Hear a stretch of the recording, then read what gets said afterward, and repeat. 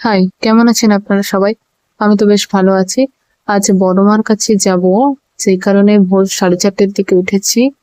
কারণ যেহেতু আমার ট্রেন আছে 7টায়, সেই কারণে আমি 4:30টার দিকে উঠেছি। আমাকে রেডি হতে হবে। সে কারণে আমি 4:30টার দিকে উঠে স্নান টান করে আমি রেডি হওয়ার জন্য প্রস্তুত হচ্ছিলাম। কারণ যেহেতু আমার এখান থেকে দুটো ট্রেন যায়, একটা একটা সকালের দিকে যায় আর একটা যায় দুপুরের দিকে। সকালের ট্রেনটা 7:12 দিকে যায়, সেটা ডাইরেক্ট বজবজ টু নৈহাটি যায়। তো আমি ভেবেছিলাম সেই ট্রেনটাই ধরবো, সেই কারণে অনেক সকাল সকাল উঠেছিলাম। তো রাস্তায় এসে দেখি রাস্তায় লোকজন খুব কম, অনেক সকাল সকাল বেরিয়েছি তো সেই কারণে। তো আমি অনেকক্ষণ দাঁড়িয়ে থাকার পর একটা গাড়ি এলো, তাতে উঠে আমি স্টেশনের কাছাকাছি যাওয়ার জন্য হাঁটতে শুরু করলাম। তো এখানে একটা ট্রেন আসছিল বলে ওখানে গেট গেট পড়েছিল, তো ওখানে দাঁড়িয়েছিলাম। ট্রেনটা ক্রস হয়ে যাওয়ার পরে স্টেশনের দিকে যাচ্ছিলাম।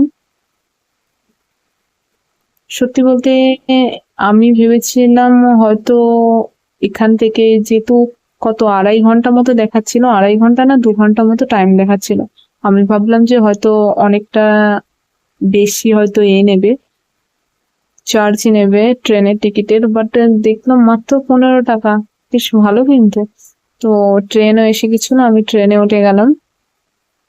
সত্যি বলতে এই ট্রেনটা শিয়ালদায় যাবে না, ওটা বালিগঞ্জ থেকে হয়ে ও তার রুট চেঞ্জ করে নেবে, পার্ক সার্কাস আই থিঙ্ক যাবে।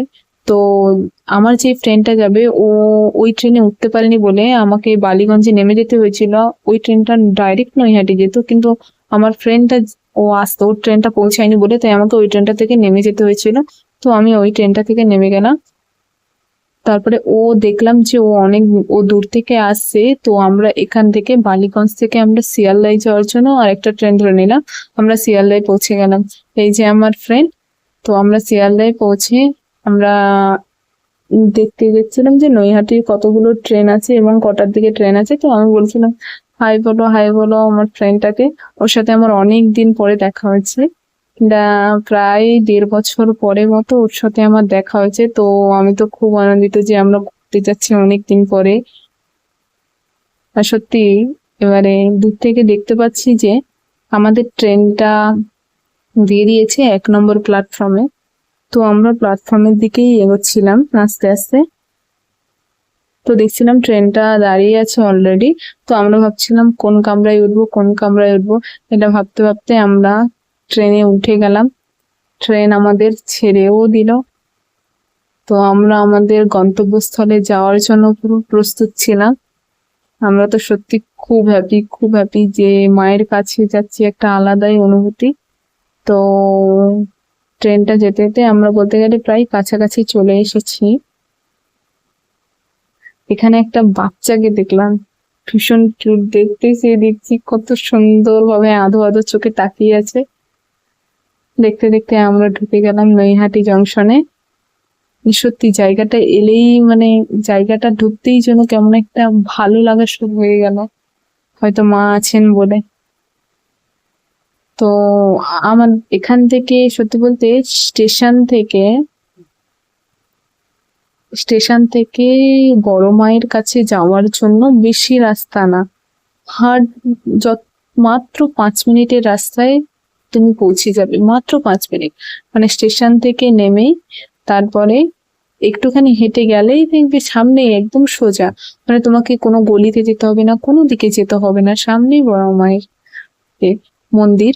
তো এখানে অনেকে ডালা বিক্রি করছিল, যেটা ওর মায়ের কাছে পুজো দেওয়ার জন্য ওই ডালাগুলো বিক্রি করছিল। তো ওগুলো দেখতে দেখতে যাচ্ছিলাম, তো সবাই বলছিল আমার কাছ থেকে নিয়ে যাও, আমার কাছে নিয়ে যাও। আমরা ভাবলাম যে আরেকটু সামনে যাই, সেখান থেকে নেব। তো আমরা একটু হেঁটে যাচ্ছিলাম যে, আর সত্যি বলতে ওখানে দূর থেকে বড় বড় পোস্টারে করে বড় মার সব ছবি লাগানো আছে। ওগুলো দেখেই মানে খুব ব্যাকুল লাগছে যে কখন মায়ের মুখটা দেখতে পাবো, কখন মায়ের মুখটা দেখতে পাবো। মানে প্রত্যেকটা পোস্টারে মানে মায়ের মূর্তি, মানে আর দূরে সেই একটা বড় করে মায়ের মূর্তি আছে, ওখানেই হলো মন্দিরটা। এইটাই মন্দির। প্রথমে মন্দিরটা হয়তো দেখে অনেকটা মানে সাডেনলি বুঝতে পারবে না, কিন্তু যখন দেখবেন ওপরটা যে হ্যাঁ এটাই মন্দির, এখানে হয়তো অনেকে মানসিক করার জন্য এটা রেখেছে, এগুলো বেঁধে দিয়ে যায়। তো সত্যি কিন্তু বড় মা জাগ্রত। তো মন্দিরটা আমরা দেখলাম, এবারে ভাবলাম যে আমাদের ডালা কেনা হয়নি। তো আমরা কি করলাম, আমরা আমরা আবার ব্যাকে গেলাম, কারণ সামনের দিকে ততটা ডালা পাওয়া যাচ্ছিল না বলে আমরা আবার ব্যাকে গেলাম। ব্যাকে গিয়ে আমরা ওখান থেকে ডালা কিনলাম। এখানে এখানে এখানে একটা ফ্রেন্ড ডালা কিনছিল, তো ও এখান থেকে কিনেছিল, বাট আমরা এখান থেকে নেইনি। আমরা বলছিলাম সামনে দিয়ে আমরা যে আসছিলাম ওইখানে অনেক সুন্দর সুন্দর ডালা ছিল, তো আমরা ওখান দিয়ে নেবো। তো আমরা আবার ব্যাকে গিয়ে ওইখানে ডালা কিনতে গেলাম।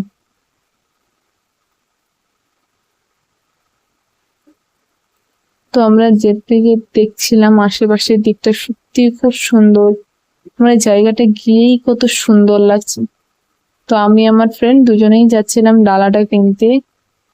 এদের এখানে একটা নিয়ম কি আছে, তুমি যেখান থেকে ডালা কিনবে, কারণ এখানে তো প্রচুর মানুষ হয় মানে পুজো দেওয়ার জন্য, তো ওখানে সত্যি বলতে ডালার মধ্যে বড় মার ফটোটা খুব অ্যাট্রাক্টিভ ছিল, মানে দারুণ লাগছিল। ডালাটা নিয়ে নিলাম, ডালাটা নিয়ে আমরা এগোচ্ছিলাম আস্তে আস্তে। এবারে আমরা ভেবেছিলাম হয়তো লাইন কাছেই আছে, হ্যাঁ সেই কারণে আমরা আস্তে আস্তে এগোচ্ছিলাম। আমরা হেঁটেই যাচ্ছি, প্রায় 1 কিলোমিটার হেঁটে গেলাম, আমরা লাইন শেষ করতে পারলাম না। আমরা আবারও হেঁটে যাচ্ছি, আমরা ভাবছি হয়তো এবার হয়তো লাইনটা শেষ হবে, কিন্তু না, দেখলাম যে এবারেও লাইনটা শেষ হলো না। আমরা হেঁটেই গেলাম, মিনিমাম আমরা 2 কিলোমিটার মতো হেঁটে আমরা, বলতে গেলে আমরা অবাক যে এতজন মায়ের মন্দিরে পুজো দিতে এসেছে। সবচেয়ে বড় কথা, তার আগের কিছুদিন ধরে কন্টিনিউ বৃষ্টি ছিল। এবারে যেদিনকার প্ল্যান করলাম যে আসবো বলে, আমি তো খালি প্রে করছিলাম যেন বৃষ্টি না হয়, কারণ যেহেতু প্ল্যান ছিল শাড়ি পরে আসার, সেই কারণে ভাবছিলাম যদি বৃষ্টি হয় তো খুব প্রবলেম হয়ে যাবে, কিভাবে কি হবে। তো সত্যি ওই দিনটাতে এক ফোঁটা বৃষ্টি পড়লো না, মানে সত্যি মা চাইতেন যে তার কাছে আমরা যাই। তো মানে আর সত্যি ওই দিন প্রচুর মানুষ গিয়েছে। পাশে একটা নদী ছিল, সত্যি নদীটার যে হাওয়াটা আসছিল মনটাকে পুরো শান্ত করে দিচ্ছিল, এত সুন্দর হাওয়া। মানে ওখানে যে তুমি দাঁড়িয়ে থাকবে যে রোদের মধ্যে, যে পুজো দেওয়ার জন্য যে লাইনটা, এই নদীর হাওয়া তোমার গায়ে যখন লাগবে, মানে একটা শান্তি অনুভূতি হবে। সত্যি খুব সুন্দর। এখানে অনেকে ছবি তুলছিল, খুব সুন্দর, মানে জায়গাটা সত্যি খুব সুন্দর।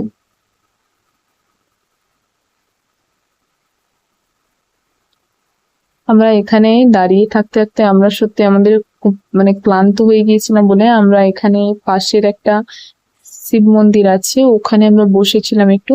আমি আমার বান্ধবী দুজনে একটু বসে রেস্ট নিচ্ছিলাম, কারণ একটা দাদা উনি লাইন দিয়েছেন, তো ওনাকে বলেছি যে একটুখানি লাইন দাও, আমরা এখানে বসছি একটু। তো উনি লাইনে দাঁড়িয়ে আছেন, তো আমরা এই মন্দিরে একটু বসেছি।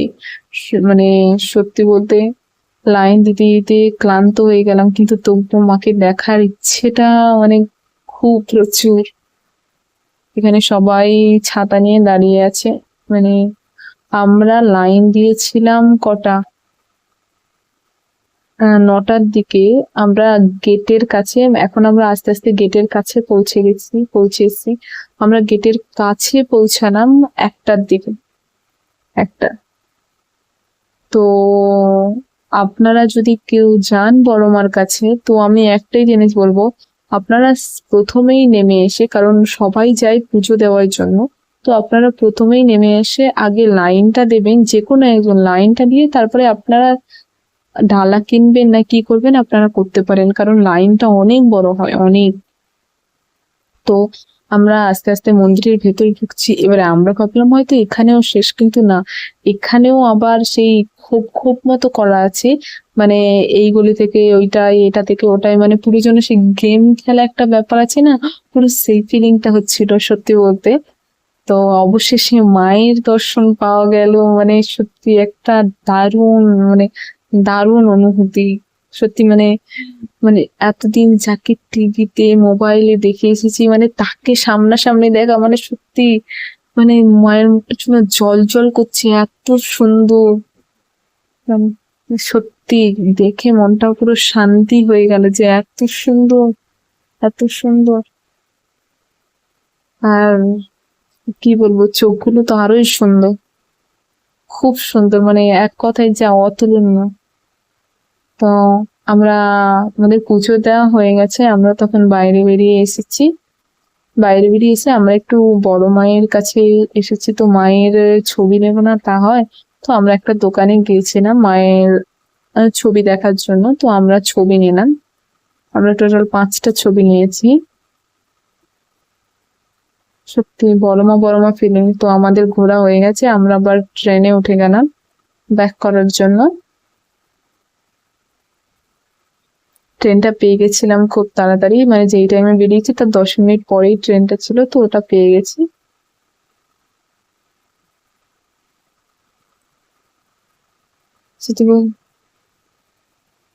So tata, by.